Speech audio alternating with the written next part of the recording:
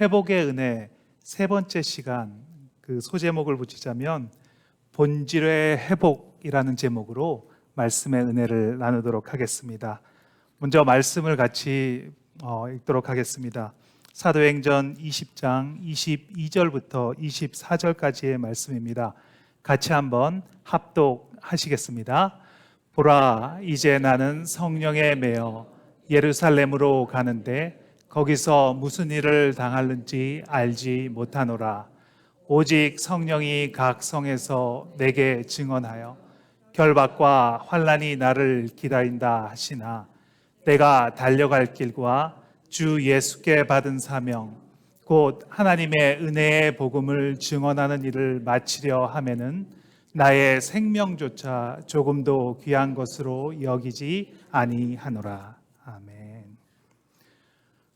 C.S. 루이스라는 작가가 쓴 책이 여러 개 있는데요. 그 중에서 저는 스크루 테이프의 편지라는 책을 아주 재미있게 읽었습니다. 이 책은 고참 악마인 스크루 테이프가 갓 신참 악마가 된 웜우드라는 조카에게 보낸 편지를 모아놓은 책입니다. 그러니까 악마 입장에서 사람들을 어떻게 다루어야 하는지를 다룬 책이라고 할 수 있습니다. 이 책에서 고참 악마 스크루 테이프가 계속해서 강조하는 것이 있는데, 그것이 뭐냐면 바로 본질에 집중하지 못하게 해라 라고 강조하고 있습니다.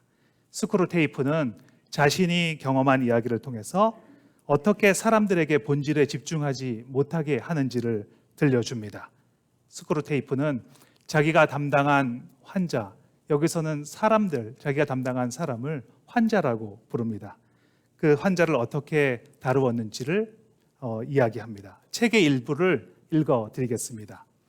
내가 담당한 환자는 책 읽기를 좋아하는 무신론자였다. 그가 대형 박물관에서 책을 보고 있는데 원수가, 여기서 말하는 원수는 신실한 크리스찬을 이야기를 합니다.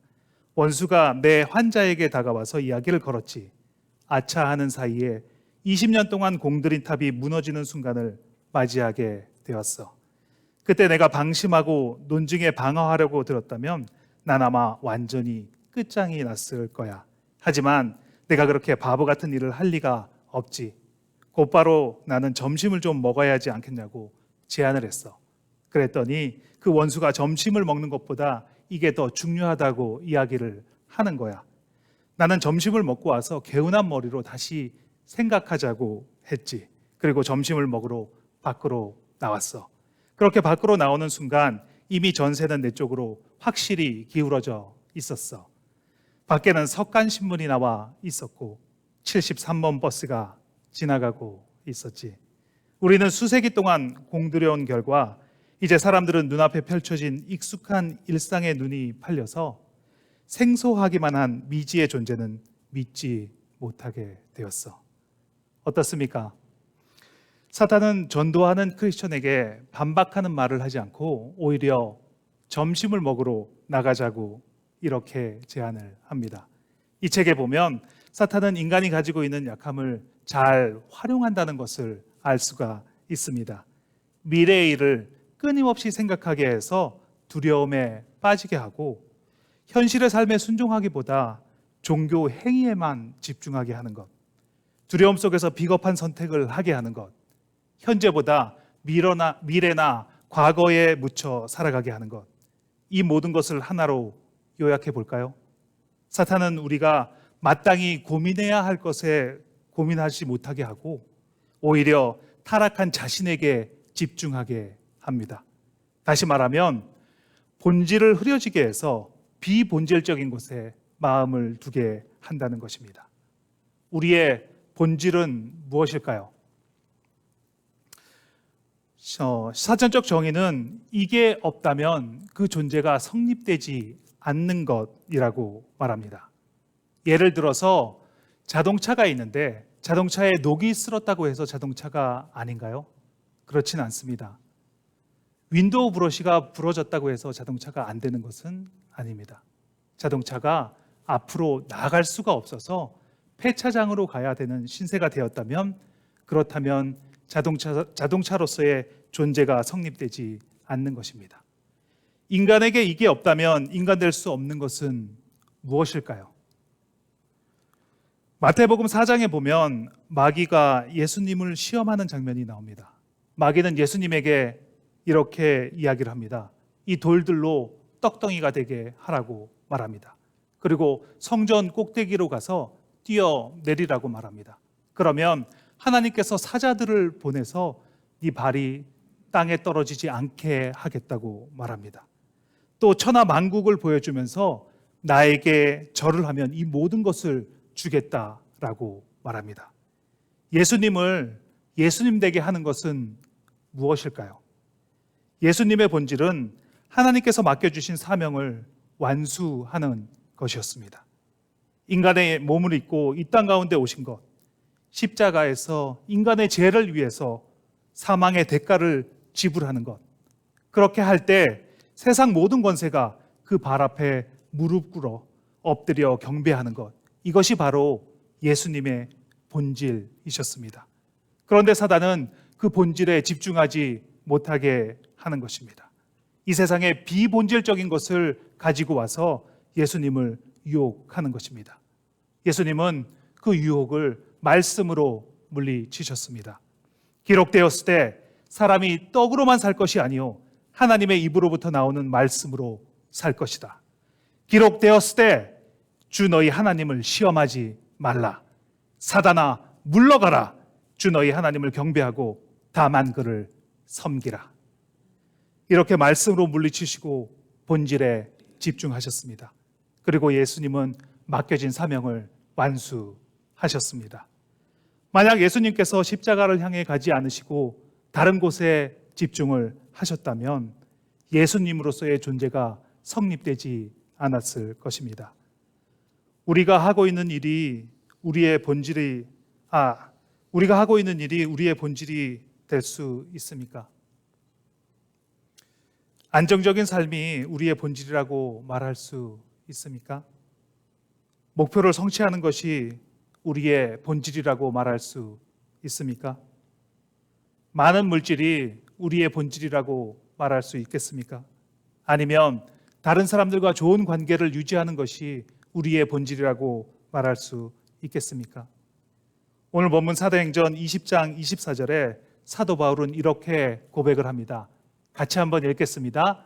나의 달려갈 길과 주 예수께 받은 사명 곧 하나님의 은혜의 복음을 증언하는 일을 마치려 하면은 나의 생명조차 조금도 귀한 것으로 여기지 아니하노라. 목숨이 위협을 당해도 해야 할 것이 있는데 그것은 예수님께 받은 사명을 완성하는 것입니다. 사도 바울에게 이것을 빼면 존재의 이유가 성립되지 않습니다.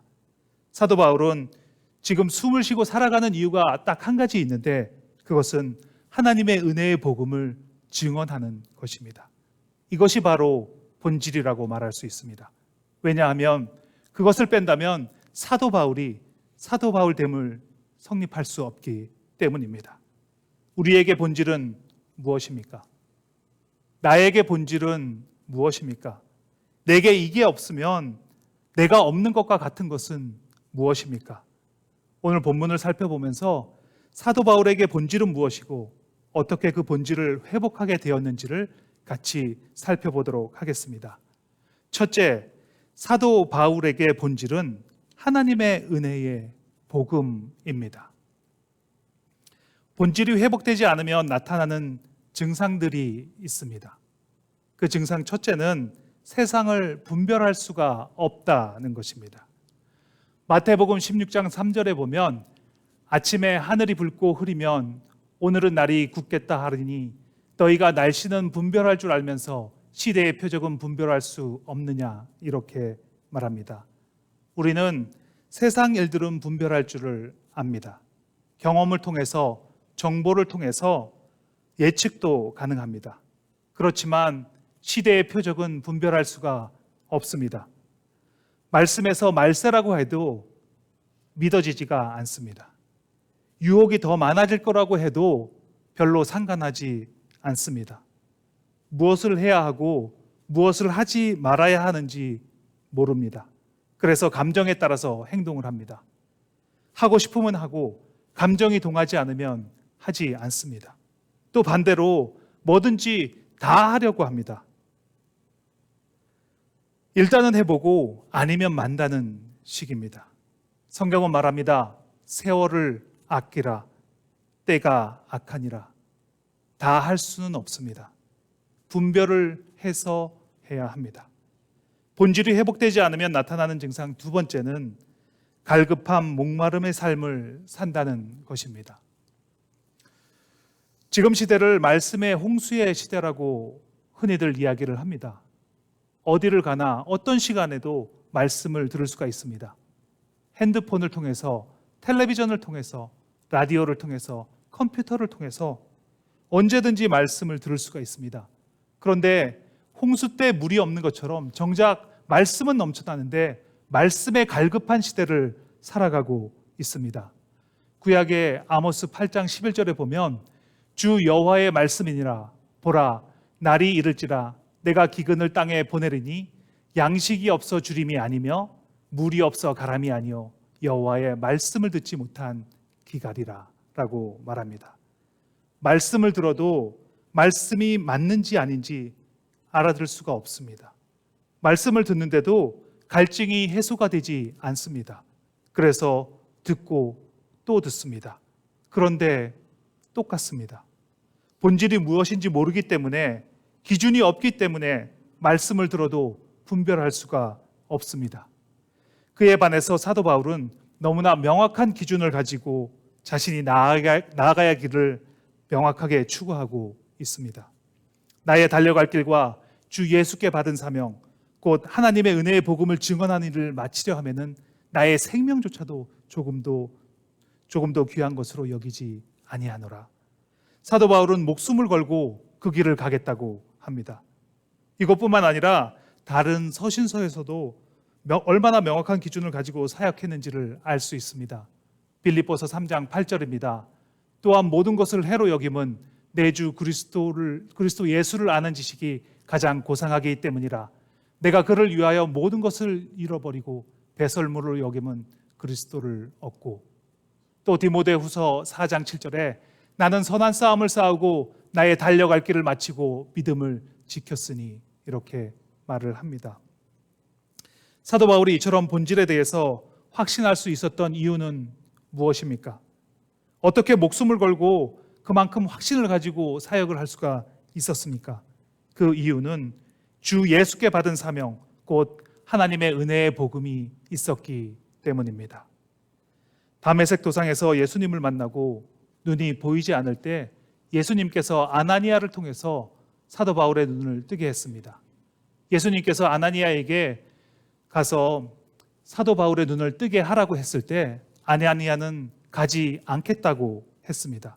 그 이유는 바울은 믿는 자들을 박해하는 자이기 때문입니다. 지금도 다메섹의 공문을 가지고 가서 믿는 자들을 잡아들이려고 하는데 제가 어떻게 가서 눈을 뜨게 합니까? 이렇게 얘기를 했습니다. 그때 예수님께서 말씀하십니다. 이 사람은 내 이름을 이방인과 임금들과 이스라엘 자손들에게 전하기 위하여 택한 나의 그릇이라. 예수님께서 사도 바울에게 사명을 주십니다. 내 이름을 이방인과 임금들과 이스라엘 자손에게 전하기 위한 택해서 받은 나의 그릇이라. 바울은 하나님이 주신 사명을 깨닫고 본질이 회복되었습니다. 우리도 각자의 위치에서 사명을 받았습니다.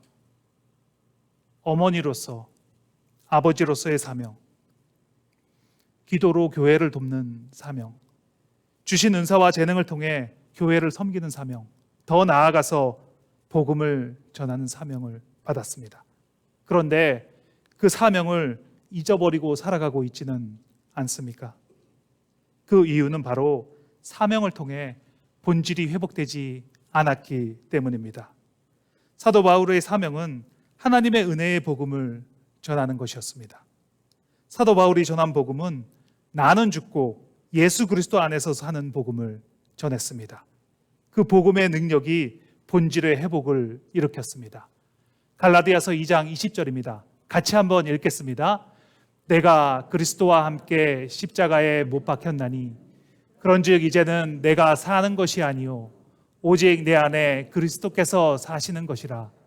이제 내가 육체 가운데 사는 것은 나를 사랑하사 나를 위하여 자기 자신을 버리신 하나님의 아들을 믿는 믿음 안에서 사는 것이라. 복음은 나의 생각과 감정과 의지는 죽이고 내 안에 계신 예수 그리스도로 살아가는 것입니다. 그리스도 예수 안에서 살아가는 것입니다. 그것이 복음의 능력입니다. 중국 연변 지역에서 사역하시는 목사님들은 탈북자들을 자주 만난다고 합니다. 어떤 청년은 가족들과 같이 탈북을 했는데 부모님도 돌아가시고 그리고 동생과 형도 죽고 혼자서 살아서 교회에 온다고 합니다. 그 청년에게 어떻게 탈북을 결심했냐라고 이렇게 물으면 소문을 들었다고 합니다. 그 소문이 무엇이냐고 물어보면 십자가가 있는 곳으로 가면 살 수 있다는 소문을 들었다고 합니다. 그 소문만 믿고 탈북을 하는 것입니다. 그 소문에 의지해서 목숨을 걸고 중국 땅으로 들어옵니다. 그래서 복음을 전해주면 아주 가끔씩 그 복음을 받고 한국으로 가는 것이 아니라 북한으로 가서 이 복음을 전하는 삶을 살겠다고 하는 청년이 있습니다. 그래서 그 청년을 최선을 다해서 도와서 북한으로 들어가게 합니다. 그리고 북한으로 들어간 이후에 3개월 정도가 지나면 그 청년이 다시 탈북을 해서 그 교회에 온다고 합니다. 그 이유는 더 알고 싶어서, 더 목말라서 왔다라고 합니다. 은혜를 사모하는 마음은 너무나 귀한 마음입니다. 하지만 연변 과기대에 있는 교수님은 이것을 AS가 필요한 복음을 전해주어서 그렇다는 것입니다. 애프터 서비스가 필요한 복음을 전해주어서 다시 돌아온다는 것입니다. 저는 이렇게 말하고 싶습니다. 복음으로 인해 본질이 변화되지 않았기 때문입니다.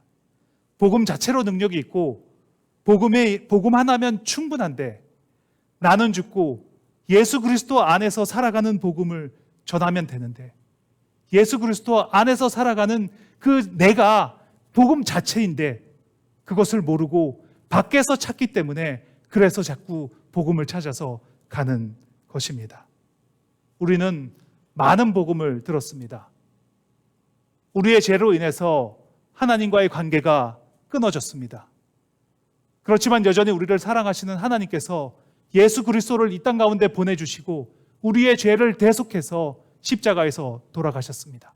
그리고 부활 승천하셔서 우리 안에 계시고 또 예수 그리스도 하나님의 보좌 우편에 지금도 계셔서 우리를 위해서 중보하고 계십니다. 이 복음을 우리는 너무나 많이 들었습니다. 그런데 이 복음이 우리의 본질을 변화시키셨습니까? 오늘 이 시간 저와 여러분 안에 본질이 회복되기를 간절히 축원합니다. 내가 죽고 예수 그리스도 안에서 성령님의 인도를 받으며 살아간다면 복음의 진정한 의미를 깨달은 것입니다. 이 복음 자체에 능력이 있습니다. 이 복음을 통해서 본질이 회복되는 것입니다. 이 복음을 통해 사명을 발견하시고 기쁨으로 그 사명을 하게 달려가시는 저와 여러분이 되시길 예수님의 이름으로 축원합니다. 둘째, 성령에 매어야 본질이 회복됩니다. 성령에 매어야 본질이 회복됩니다. 오늘 본문 22절을 같이 한번 읽도록 하겠습니다. 보라, 이제 나는 성령에 매어 예루살렘으로 가는데 거기서 무슨 일을 당할는지 알지 못하노라. 아멘. 우리 모두는 확실한 것에 자신을 묶어야 합니다. 확실하지 않은 것에 묶으면 더 확실한 것이 나타나면 그것을 풀어서 다시 묶는 수고를 계속 반복해야 합니다. 저는 정확히 언제부터인지 모르지만 어린 시절부터 가장 큰 가치를 찾아서 다녔고 그 가치에 내 인생을 걸겠다라고 결심을 했습니다. 대부분의 사람들이 그렇게 살아갈 것입니다. 가장 큰 가치를 쫓아서 살아갑니다.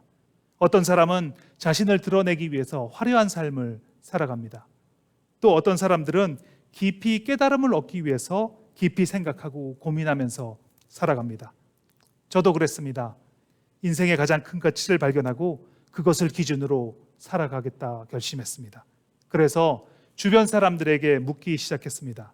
많은 사람들에게 물었습니다. 인생에서 가장 중요한 가치가 무엇입니까? 인생의 가장 중요한 목표가 무엇입니까? 여러 사람에게 물었는데 대답은 천차만별이었습니다. 그리고 이렇다 할 대답을 듣지 못했습니다. 그래서 할 수 없이 스스로 찾아 나서야 했습니다. 대학 때 전공을 정말 많이 바꿨습니다. 경영학을 했습니다. 제품 디자인을 전공했습니다. 뉴욕에 가서 디자인 매니지먼트를 공부하려고 했습니다.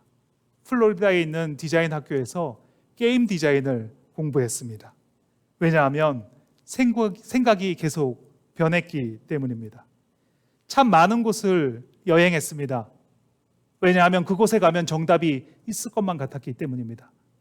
그런데 어떤 곳에서도 정답을 찾지 못했습니다. 거의 자포자기하고 살아갈 그때 예수님을 만났습니다. 예수님을 만나고 내 인생은 완전히 달라졌습니다. 왜냐하면 내 마음속에 언제나 뚫어져 있던 그 구멍이 예수님을 만나고 난 이후에 없어졌기 때문입니다. 내가 지금까지 찾아왔던 인생의 가장 큰 가치를 발견하게 된 것입니다. 앞뒤 돌아볼 것 없이 내 인생을 예수님께 묶었습니다. 그 누구도 풀 수 없다고 생각했습니다. 그런데 시간이 지나면서 그 끈이 점점 느슨해지는 것입니다. 분명히 묶었는데 정신을 차리고 다시 묶었습니다. 그런데 그 끈이 다시 풀어지는 것입니다. 그리고 시간이 지나고 깨달았습니다. 내가 묶는 것이 아니라 묶여지는 것이구나. 성령님에 의해서 묶여지는 것이구나. 사도 바울은 회심하기 전에 인생의 중요한 가치를 자신에게 묶었습니다. 그는 바리새인 중에 바리새인이었습니다. 그 시대 최고의 학자인 가말리엘의 제자였습니다. 그가 생각하는 인생의 중요한 가치에 얼마나 강하게 묶었는지는 그의 열정을 보면 알 수가 있습니다. 그는 예수 믿는 사람들을 모두 잡아들이고 담의 세계까지 가서 잡아들이려고 했습니다. 그리고 그 담의 세계로 가는 도상에서 예수님을 만나게 되었습니다.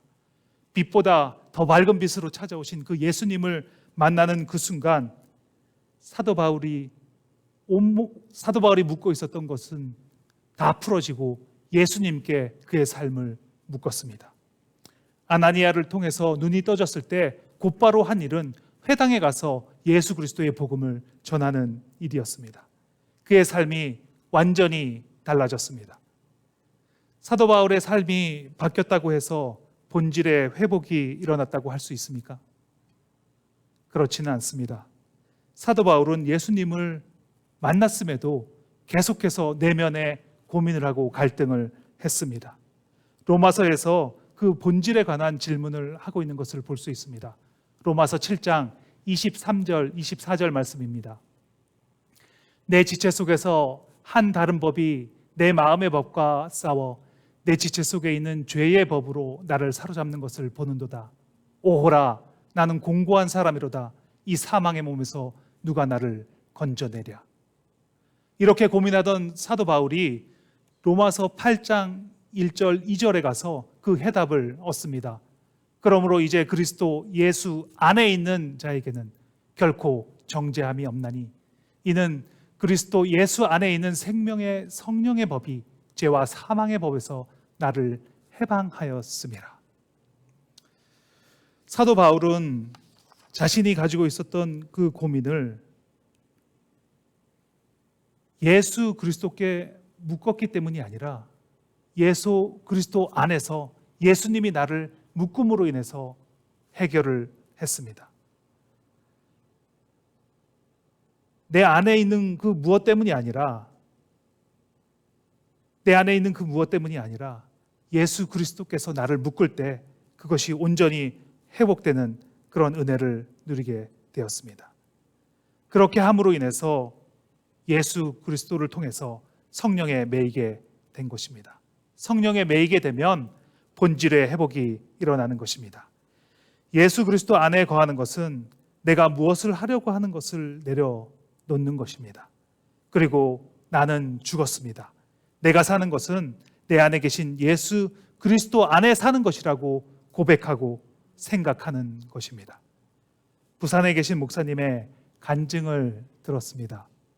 이 목사님께서 처음 신대원을 졸업하시고 부산에 있는 대형 교회의 중고등부 사역을 맡았다고 하십니다. 그랬더니 담임 목사님께서 불러서 이렇게 말씀하시더라는 겁니다. 사람들은 다른 사람들의 말을 잘 듣지 않는다. 그런데 그 사람에게서 실적이 나타나면 그때부터는 그 사람의 말을 듣는다. 그러니까 중고등부를 300명으로 부흥시키면 그때부터 사람들이 전도사님의 말을 들을 거라고 얘기를 했답니다. 그래서 그 말을 믿었습니다. 그래서 일단은 부흥을 시키고 그리고 나중에 복음을 전해야겠다고 생각했습니다. 그래서 아이들을 모아놓고 이렇게 물었습니다. 어떻게 하면 부흥이 일어날 수 있을까? 그랬더니 아이들이 대답을 했습니다. 전도사님, 설교 15분을 넘기면 안 돼요. 전도사님, 말씀 전하실 때 울지 마세요. 울면 부담돼요. 전도사님, 설교 깔끔하게 하셔야 해요. 그래서 그 말씀을 다 이렇게 접수를 했다라고 합니다. 그래서 15분 절대 넘기지 않고 예배 때 울지 않고 그리고 깔끔하게 설교를 했습니다. 그랬더니 정말로 50명이 100명이 되고 100명이 200명이 되더라는 것입니다. 아, 이대로 가면 금방 300명이 되겠다 이렇게 생각을 하면서 새생명 전도축제를 했다라고 합니다. 믿지 않는 친구들을 초청해서 설교는 15분 울지 않고 깔끔하게 설교를 했습니다. 그런데 제일 앞자리에 처음 보는 아이인데 말씀을 완전히 빨아들이는 아이가 있더라는 것입니다. 한마디 한마디 놓치지 않으려고 눈을 동그랗게 뜨고 전도사님을 쳐다보는 아이를 발견하게 되었습니다. 그래서 생각했습니다. 얘를 만나봐야 되겠다. 그런데 바로 전화하면 부담될 테니까 며칠 지난 후에 전화를 해서 만나봐야지 이렇게 생각을 했다라고 합니다. 그래서 그 아이를 초청한 아이에게 며칠 후에 전화를 걸었습니다. 그래서 그 아이의 전화번호를 물었더니 그 아이가 이렇게 얘기한 겁니다. 그 애는 어제 자살했어요. 그 아이는 아마도 마지막으로 그 예배의 기대를 걸었던 것 같습니다. 다른 삶에 묶여서 지탱을 했다가 마지막에 예수라는 분이 계시는데 그 예수라는 분에게 내 마지막을 한번 걸어봐야 되겠다라고 생각했던 것 같습니다. 이 목사님은 그대로 사표를 제출을 하셨습니다. 나는 더 이상 사역을 할 수 없는 자라고 생각을 하셨습니다. 그리고 몇 년이 지난 후에 기도 중에서 성령님께서 계속 감동을 주시는 것을 깨달았습니다. 그리고 성령에 매여서 다시 사역을 시작하셨습니다. 이제는 이전과 같은 사역을 하지 않습니다. 금요일에 아이들이 학교를 마치고 오면 그 아이들과 같이 밤을 새워서 철야를 하고 그 다음날 새벽 예배까지 같이 한다고 합니다. 그 이유는 이 아이들이 언젠가는 자기의 모교회도 떠날 것이고 부모님들도 떠나게 되면 이 아이들 혼자서 예배를 드리는 그런 아이로 자라나게 하기 위함이라고 합니다. 저는 이 이야기를 들으면서 사역의 본질이 무엇인지를 깨달았습니다. 사람을 많이 모아서 숫자를 불리는 것이 사역이 아니라 성령의 음성에 따라서 성령 영혼을 사랑하는 것, 이것이 바로 사역이라는 것을 깨달았습니다. 사도 바울은 성령에 매어서 예루살렘으로 가려고 합니다. 그곳에 어떠한 환란이 기다린다 하더라도 성령님께서 말씀하셨기에 그렇기 때문에 예루살렘으로 가려고 합니다. 그것이 본질이기 때문입니다. 나는 알지 못하지만 성령님의 음성에 매어서 한 걸음씩 한 걸음씩 가다 보면 나의 본질이 무엇인지 깨달아지고 본질이 회복되는 삶을 살아갈 수 있기 때문입니다. 오늘 이후로 성령에 매어서 본질이 회복되시는 저와 여러분 되시길 예수님의 이름으로 축원합니다. 말씀을 정리하겠습니다. 오늘 말씀은 정말 중요합니다. 삶의 본질이 회복되어야 삶의 기준이 생겨납니다. 그래야 흔들리지 않는 삶을 살아갈 수가 있습니다. 사도 바울은 예수님께 받은 사명, 즉 하나님의 은혜의 복음을 전하는 일에 본질을 깨달았습니다. 내 생각을 내려놓고 나를 십자가에 못 박고 예수 그리스도 안에 거할 때, 그때 성령님께서 본질을 깨닫게 해주시고 본질을 회복시켜 주십니다. 그리고 성령님께서 나의 삶을 묶어서 흔들리지 않는 삶을 살아가게 합니다. 본질이 회복된 삶은 후회가 없습니다. 갈등도 없습니다. 너무나 명확한 인도하심만이 그 삶에 나타나게 되는 것입니다. 오늘 저와 여러분의 삶에 이러한 회복의 은혜가 있기를 예수님의 이름으로 축원합니다. 같이 한번 말씀을 기억하며 기도하는 시간을 갖도록 하겠습니다. 우리의 삶의 본질은 무엇입니까? 나는 죽고 예수 그리스도 안에서 살고 싶어도 방법을 모르고 살아왔다면 이 시간 성령님의 은혜를 구하는 기도를 하겠습니다. 성령님께서 나의 삶의 주인이 되어주시고 나의 삶을 묶어달라고 기도하면 들어주시는 주님께 다 같이 기도하시겠습니다. 하나님 감사합니다. 하나님 감사합니다. 이 시간 은혜를 깨닫게 하심을 감사합니다. 하나님 진리를 깨닫게 하심을 감사합니다. 우리는 회복되었습니다. 온전하게 회복되었습니다. 하나님의 그 은혜로 우리가 온전히 회복된 자를 고백합니다.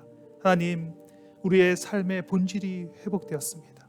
우리의 삶의 본질이 회복되었음을 선포합니다. 우리의 삶의 본질이 무엇인지를 깨닫게 하심을 감사합니다. 이 세상 것에 흔들리지 않게 하심을 감사합니다. 하나님, 예수 그리스도께 받은 사명, 하나님의 은혜의 복음을 깨닫게 하시고 그 본질을 따라 살아가는 삶을 살아가게 하심을 감사합니다. 하나님께서 부어주신 그 은혜를 가지고 살아가는 우리가 되게 하심을 감사합니다. 하나님, 나는 죽었습니다. 예수 그리스도 안에서 살아갈 때 그 복음 자체가 나이고 내가 복음이라는 것을 깨닫게 하시고 그 복음의 원본이 나인 것을 깨닫게 하심을 감사합니다. 하나님의 은혜에 묻혀서 하나님의 은혜를 따라서 살아가는 그런 인생들이 되게 하여 주시옵소서. 내 삶을 내가 묶는 것이 아니라 성령님에 의해서 묶이는 삶을 살아가게 하여 주시옵소서. 내가 내 힘으로 묶으려고 하면 풀어지게 되어 있습니다. 내가 내 힘으로 무엇을 하려고 한다면 그것은 한계가 있습니다. 그것은 금방 다른 것을 찾아내게 되고 또 다른 것을 찾아내어서 또 계속해서 옮겨 다니는 삶을 살아야만 합니다. 하지만 본질이 회복된 삶, 성령님께 묶여 사는 삶을 살아간다면 갈등이 없습니다. 너무나 명확한 인도하심을 따라서 살아가는 삶이 될 수 있습니다. 주님, 이곳에 모인 우리 모두가 본질이 회복된 삶을 살아가게 하옵소서. 본질이 회복되어서 예수 그리스도께 나를 믿고 예수 그리스도 안에서 성령님에 매여서 살아가는 우리 모두가 될 것을 믿습니다. 주님, 그러한 삶을 살아가게 하옵소서. 그런 삶을 살아가게 하옵소서. 주님, 그렇게 살게 하옵소서. 감사합니다.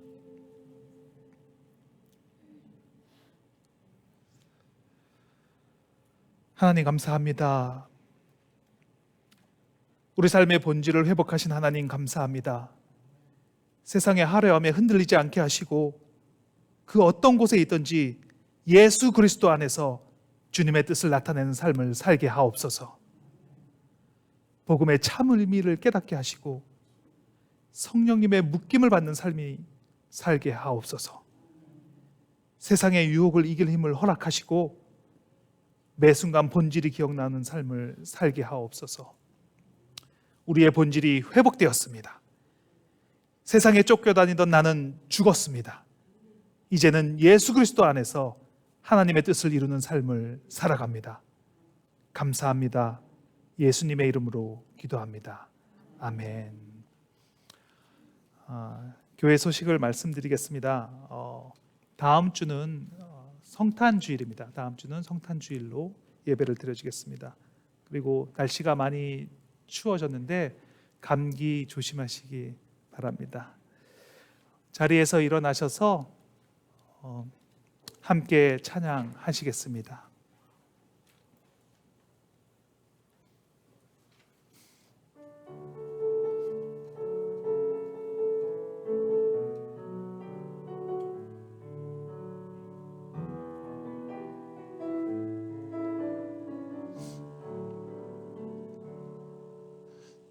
무엇과도 주님을 바꾸지 않으리.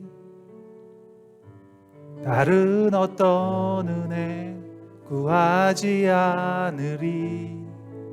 오직 주님만이 내 삶의 도움이시니 주의 보기 원합니다.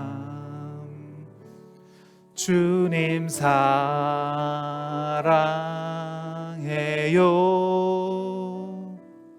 온 마음과 정성 다해 하나님의 신실한 친구 되기 원합니다. 무엇과도 주님을 바꾸지 않으리. 다른 어떤 은혜 구하지 않으리. 오직 주님만이 내 삶의 도움이시니 주의 얼굴 보기 원합니다. 주님 사랑해요.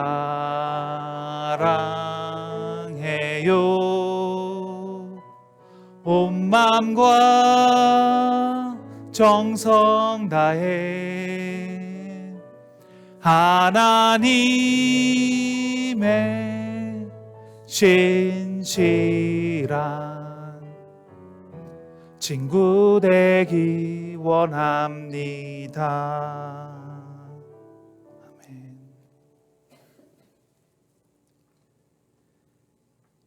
지금은 우리 주 예수 그리스도의 은혜와 독생자도 아낌없이 내어주신 하나님의 무한하신 사랑과 성령님의 내주교통 역사 충만케 하시는 은혜가 오늘 예배에 참석하신 성도님들과 동영상으로 함께 하시는 분들의 가정, 직장, 사업장, 자녀 위에 지금부터 영원토록 함께 있을지어다.